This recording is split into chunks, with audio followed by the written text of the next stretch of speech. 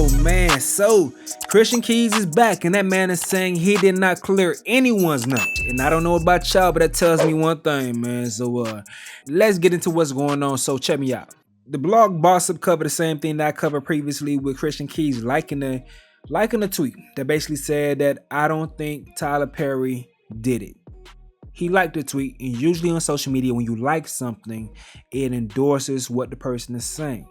But he's saying that's not accurate at all. I didn't clear anyone. So, with the name being Tyler Perry, that's what I was said, and him saying he didn't clear anyone, is letting me know, okay, he doesn't want people not to think that Tyler did it. And in my opinion, if Tyler didn't do it, then you wouldn't have came out and say, I ain't clear his name. So this makes me believe that Tyler did it. Now, I'm saying that this is what makes me believe this. That doesn't mean it's true.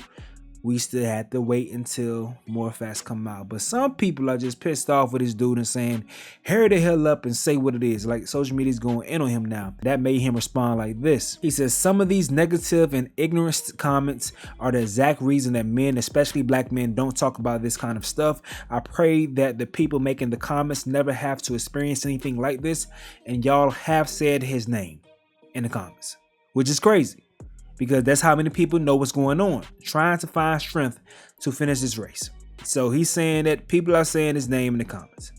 Like that's what I told y'all in the first video, that people were saying certain names in the comment section. The main name that people are saying is Tyler Perry. And he just came out and said, I'm not clearing. I didn't clear the name that y'all said that I cleared. God damn it, I think it's goddamn Tyler Perry. But that's what I think. This is not a fact that I'm reporting. All right. That's what I think. That's my opinion.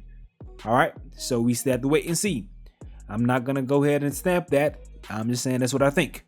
All right, let me know what y'all think. And do y'all think he should have shut up if he's not going to tell who it is? And I see people are getting more frustrated with this whole situation. He shared this on his IG. We can get into this. It says, this is from an interview I did with Atlanta Black Star. It's a little while back. Maybe it'll be a little easier to understand why it was difficult to speak up about it.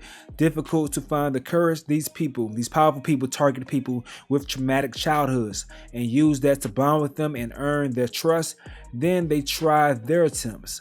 Once you go through anything like I went through for years as a kid, this new trauma can almost make you shut down again. And even though in that moment, you find the strength to say no to the attempt, you still may not be strong enough to speak up or brave enough.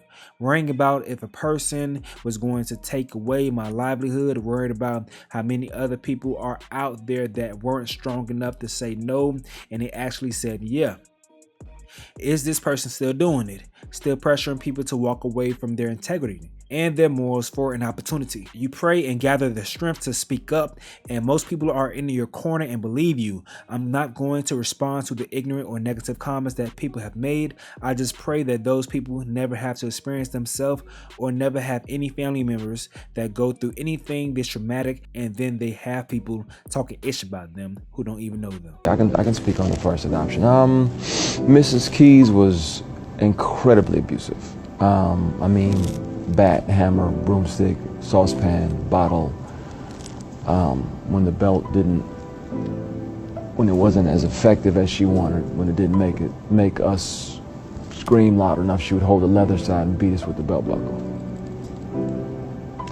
It gets worse, but it was that kind of environment between 8 and 12. So by 9, I started running away. By 10, I was pretty good. By 11, I was a professional runaway. I could stay on the streets for a week or two at a time.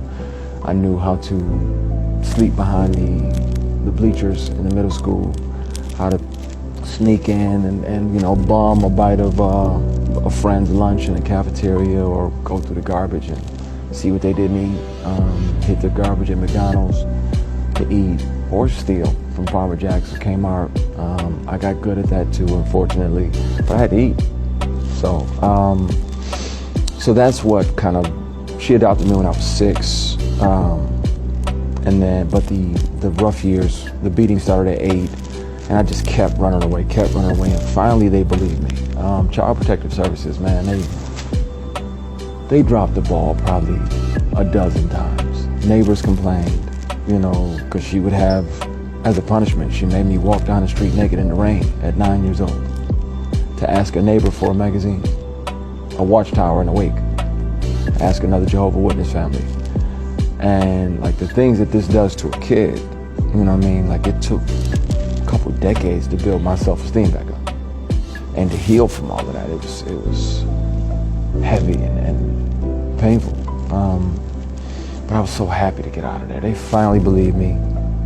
We're pressing charges, and we're at the courthouse, and she says, if you drop the charges, I will relinquish my adoption rights and you'll never have to see me again. And I said, shit, where do I sign?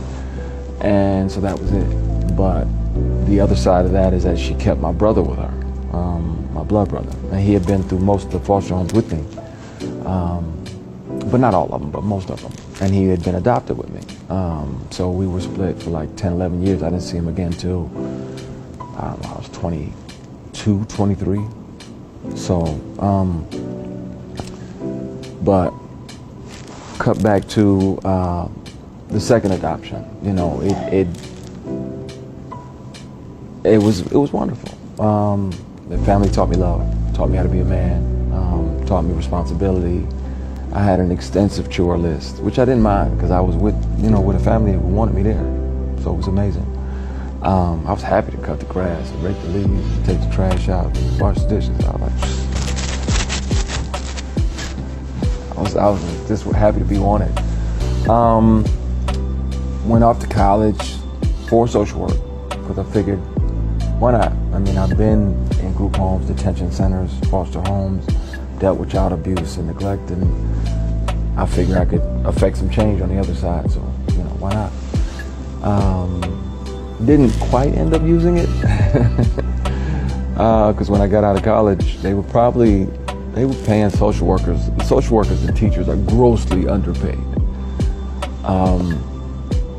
It's probably like 32, 35 a year or something. And my first job out of college, I was driving a truck at a moving company, and that was like 50, 60K a year. I was like, I'm staying over here getting this bread.